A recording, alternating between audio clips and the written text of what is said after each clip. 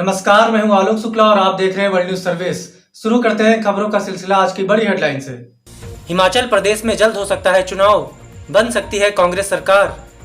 बनारस से senior citizen forum के chairman mister H Pandey ने वाराणसी में WNS bureau chief DS Mishra से एक खास इंटरव्यू के दौरान बताया कि जल्द ही हिमाचल प्रदेश में चुनाव होने जा रहा है, क्योंकि जिस प्रकार से कांग्रेस के वरिष्ठ नेता व प्रभारी राजीव शुक्ला ने, जो कि एक दमदार छवि वाले राजनेता हैं, उन्होंने इस बार कांग्रेस पार्टी को हिमाचल प्रदेश में बहुत मजबूत कर दिया है और इस बार चुनाव में कांग्रेस पार्टी अवश्य ही जीत हासिल करेगी और अपनी सरकार बनाएगी।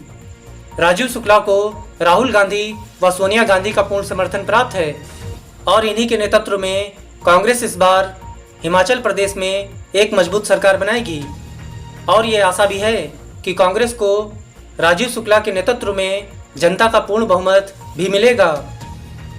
2024 से पहले हो सकता है लोकसभा का चुनाव। प्रवासी मजदूर मोर्चा के राष्ट्रीय अध्यक्ष मिस्टर एच पांडे ने WNS से खास बातचीत में बताया कि 2024 से पहले लोकसभा का चुनाव हो सकता है, बल्कि प्रधानमंत्री नरेंद्र मोदी 2023 में लोकसभा का मध्यावधि चुनाव करा सकते हैं, क्योंकि विपक्ष आज एकजुट हो रहा है। ठीक उसी प्रकार से जिस तरह इंदिरा गांधी को हटाने के लिए जयप्रकाश और बड़े बड़े नेता एकत्रित हुए थे और इंदिरा गांधी को सत्ता छोड़नी पड़ी थी, जिसके फलस्वरूप इंदिरा गांधी को आनन फानन इमरजेंसी लगाना पड़ा था।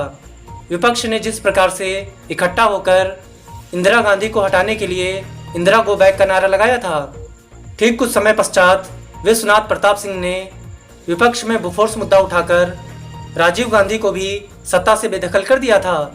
फिर अटल बिहारी वाजपेयी ने अयोध्या में राम मंदिर मुद्दा उठाकर कांग्रेस को सत्ता से हटा दिया था और फिर नरेंद्र मोदी आए, जिन्होंने भ्रष्टाचार, आतंकवाद और सैनिकों के बलिदान को मुद्दा बनाकर सत्ता पक्ष को धराशायी कर दिया।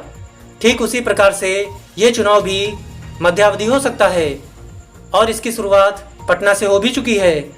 हाल ही में भारतीय जनता पार्टी के राष्ट्रीय अध्यक्ष JP नड्डा का पटना दौरे के दौरान विपक्षी पार्टियों ने नड्डा गो बैक का नारा लगाया था। आज स्थिति ये है कि देश में सारा विपक्ष एकजुट हो रहा है और इनका मकसद मोदी को सत्ता से हटाना है और 2024 तक हटाने का भरसक प्रयास भी करना जारी रहेगा। लेकिन नरेंद्र मोदी इसको ज़्यादा आगे तक नहीं जाने देंगे, बल्कि 2023 के जनवरी-फरवरी में लोकसभा का मध्यावधि चुनाव करा सकते हैं। मिस्टर पांडे ने बातचीत के दौरान आगे कहा कि अब बीजेपी की देश में मध्य प्रदेश, उत्तर प्रदेश व जहाँ जहाँ सरकारें हैं वहाँ पर बीजेपी ऐलान कर रही है कि हम 10 लाख बेरोजगारों को नौकरियाँ देंगे। उसी तरह यूपी में भी CM योगी बेरोजगारी को ख़त्म करने की बात कर रहे हैं। तो बीजेपी में एक घबराहट सी उत्पन्न हो चुकी है कि जितना से जितना अधिक जनता के लिए कार्य किया जा सके वो करेंगे।